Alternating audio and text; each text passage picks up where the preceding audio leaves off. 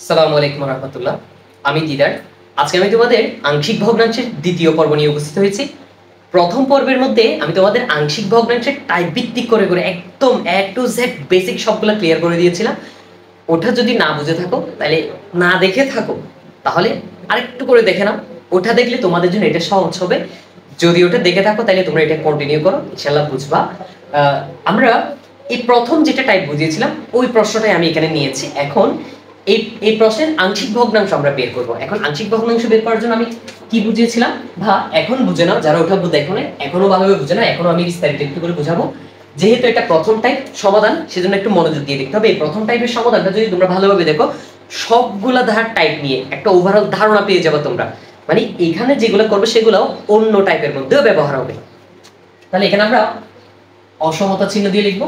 কি বলেছিলাম, যদি উপরেরটা অপকৃত হয় মানে উপরেরটা ছোট হয়, নিচেরটা যদি বড় হয়। ছোট বড় কিভাবে বুঝবো স্যার? এখানে x এর উপর পাওয়ার আছে 1, এখানে x এর x দুইটা গুণ করলে, গুণ অবস্থায় থাকলে কিন্তু গুণ করে দিতে হবে।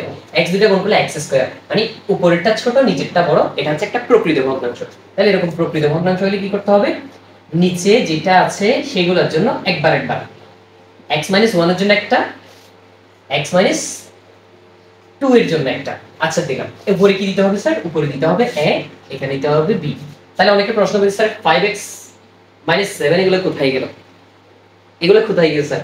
এগুলো চলে আসবে। এখন আমাদের উদ্দেশ্য হচ্ছে আপাতত a এবং b এর মানটা বের করা। b এর মানটা বের করলে যখন আমরা a এর মানের জায়গায় b এর মান b জায়গায় বসিয়ে দিব, তখন দেখবে যে অটোমেটিক এই সংখ্যাগুলো সব চলে আসবে। ওকে, এটাকে আমরা 1 নং ধরলাম। 1 নং প্রথম কাজ হচ্ছে এভাবে আংশিক ভগ্নাংশ দিয়ে লিখে ফেলা। এগুলো হচ্ছে আপাতত আনুমানিক আমাদের আংশিক ভগ্নাংশ। a মানে কত জানি না, b মানে কত জানি না। এগুলো আমাদের উদ্দেশ্য এখন a এবং b কে বের করা। ওকে, প্রথম নিয়মটা হচ্ছে 1 নংকে নিচে যেটা থাকবে সেটা দিয়ে সবাইকে উপরেরটার সাথে গুণ করবে। 1 নংকে x - 1 এবং x - 2 দ্বারা গুণ করি। 2 দ্বারা গুণ করি। একটু বুঝিও, নিচে যেটা থাকবে সব ক্ষেত্রে টাইপ যেটাই হোক না কেন, আমি 6টা টাইপ দেখিয়েছি তোমাদের। 6টা টাইপের মধ্যে যেরকমই হোক না কেন এভাবেই শুরু করবা। নিচে যেটা থাকবে x - 1 * x - 2, এইটা দিয়েই তোমরা কি করে দিবা? গুণ করে দিবা। উপরে উপরে উপরে গুণ করবা। গুণ করলে তো আমরা উপরে বসে সেটা জানি। মানে উপরেরটা মনে মনে মনে মনে বসে আমি তোমাদের এখানে x - 1 এবং x - 2 চলে আসবে। এখানেও x - 1 x - 2 চলে আসবে। এখানেও x - 1 এবং x - 2 চলে আসবে। জাস্ট মনে মনে, মানে যদি তুমি গুণ করো তাহলে গুণগুলো কোথায় বসবে? উপরে বসবে। এখন দেখো, খেয়াল করো, আমি যদি 1 নংকে যদি এটা দিয়ে গুণ করি তাহলে এই অংশটা এখানেও আসবে, এখানেও আসবে, এখানে আসবে। যতটা থাকবে ততটাতেই চলে আসবে। আসলে কি হচ্ছে স্যার? x - 1 এবং x - 1 কাটাকাটি চলে যাবে। এই যে কাটাকাটি যাবে, x - 2 x - 2 কাটাকাটি, তার মানে এটা পুরোটা কাটাকাটি চলে গেল। কাটাকাটি চলে গেলে আর কি থাকলো? 5x - 7, শুধু এটাই থাকলো। সমান চিহ্ন দিয়ে দিলাম। এবার এখানে দেখো x - 1 x - 1 কাটাকাটি চলে যাবে। কাটাকাটি গেলে আর কি থাকলো? এর থাকলো ইনটু x - 2 থাকলো। আশা করি ক্লিয়ার। না বুঝলে এর পরটা দেখো। প্লাস এখানে x - 2 x - 2 x - 2 কাটাকাটি চলে যাবে।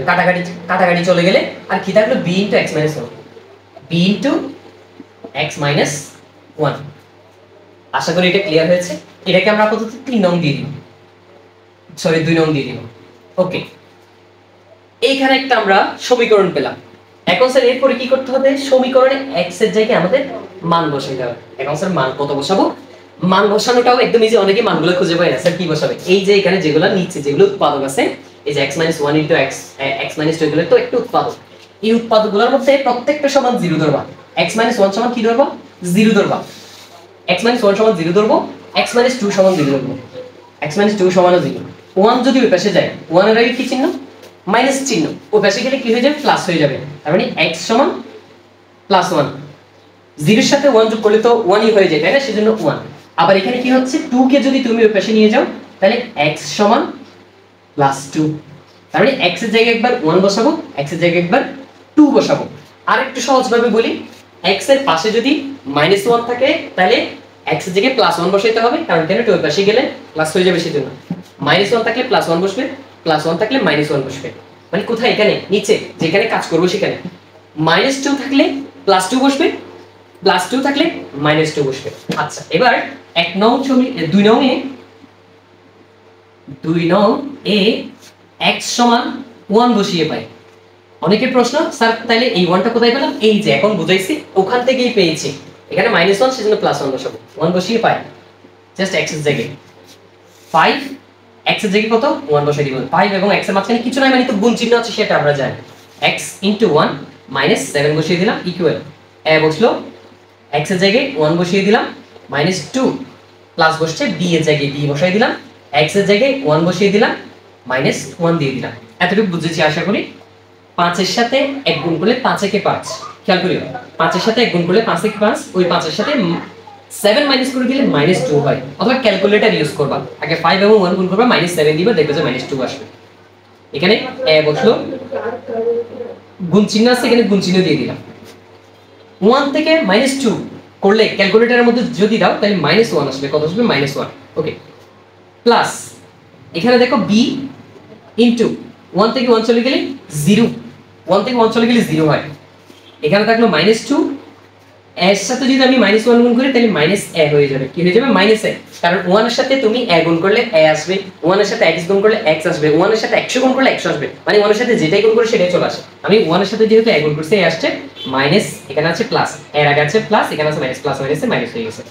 b এর সাথে 0 গুণ করলে 0, 0 দিয়ে তুমি যেটাই গুণ করো না এত বড় একটা রাশি সেটার পাশে যদি একটা 0 গুণ দিয়ে দাও পুরোটার মান 0 হয়ে যাবে, একেবারে পুরোটার মান 0। সেজন্য এটার মান 0, b ইনটু x মানে 0, 0টা আমাদের দিতে হয় না। তাহলে এখানেও মাইনাস এখানেও মাইনাস, উভয় পক্ষে মাইনাস বাদ দিয়ে দাও। সুতরাং a সমান 2, a মান হবে 2 পেয়ে গেছি। কত ইজি না? এবার তাহলে a মান 2 পাইলাম। তাহলে স্যার এবার কিসের মান লাগবে? এবার লাগবে b এর মান। তাহলে এবার x এর আরেকটা মান আছে আমাদের কাছে, x এর জায়গায় এবার +1 বসাইছি, আরেকবার বসাবো +2, কারণ এখানে -2 আছে সেজন্য +2। এই যে x - 2 = 0 ধরলাম, 2 এর পাশে গেছে +2 হয়ে গেছে। এবার 2 নং এ x সমান 2 বসিয়ে পাই, x সমান 2 বসিয়ে পাই। তাহলে 2 নং এ x এর মান 2 বসাই দিব। এই যে 5 বসাইছি, x গুণ দিছি, x এর জায়গায় 2 বসাইছি, -7 ইকুয়াল a, x এর জায়গায় কত বসবে? x এর জায়গায় 2 বসবে, 2 - 2 প্লাস প্লাস দিয়ে দিলাম b ইনটু x এর জায়গায় 2 - 1। 5 আর 2 এ গুণ করলে হয় 10, 10 থেকে 7 মাইনাস করলে হয় 3, a দিলাম ইনটু দিলাম, 2 থেকে 2 চলে গেলে হয় 0, প্লাস b, এই যে b বসে গেল ইনটু দিলাম, 2 থেকে 1 চলে গেলে হয় 1, 3 বসলো সমান বসলো a এবং 0 গুণ করলে 0, এর সাথে 0 গুণ করলে 0, সেজন্য 0 বসাইতে হবে না, b এর সাথে 1 গুণ করলে b। তাহলে সুতরাং b সমান 3। b এর মান পাইলাম, b এর মান পাইলাম। তাহলে সুতরাং নিম্নে আংশিক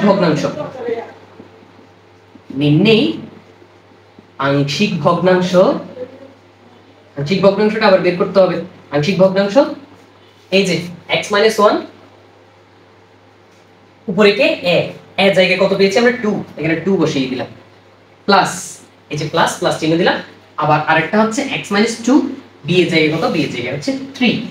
এটাই হচ্ছে আমাদের আংশিক ভগ্নাংশ। মানে এই দুইটা যদি আমরা যোগ করি, এই দুইটা যদি আবার যোগ করে দিই, আমরা এই অংশটুকু পেয়ে যাব। চাইলে তোমরা নিজেরা আরেকটু যাচাই করে দেখতে পারো। একটু যাচাই করে দেখো, দেখো যাচাই করে দেখলে আমাদের ক্লিয়ার, মানে উত্তরটা আমাদের সঠিক হয়েছে কিনা। এতটুকু তো কিন্তু অ্যানসার, এতটুকু তো অ্যানসার। এই দুইটা যোগ করলে আবার এটা চলে আসে, সেটা দেখো কিভাবে আসে। একটু এটা রাফ করতেছি, মানে তোমাদেরকে এক্সট্রা করে বোঝাচ্ছি যে আসলে আংশিক ভগ্নাংশটা কি জিনিস। 2x - 1 প্লাস 3x - 2, এই দুটো যোগ করতে গেলে আমাদের লসাগু নিতে হবে। কার কার লসাগু? x - 1 এবং x - 2 লসাগু। তাহলে দুইটা দুই রকম, সেজন্য লসাগু দুইটাই আসবে, x - 1 এবং x - 2 দুইটাই আমি লসাগু নিলাম। এবার আমরা জানি লসাগুকে নিচেরটা দিয়ে ভাগ, উপরেরটা দিয়ে গুণ।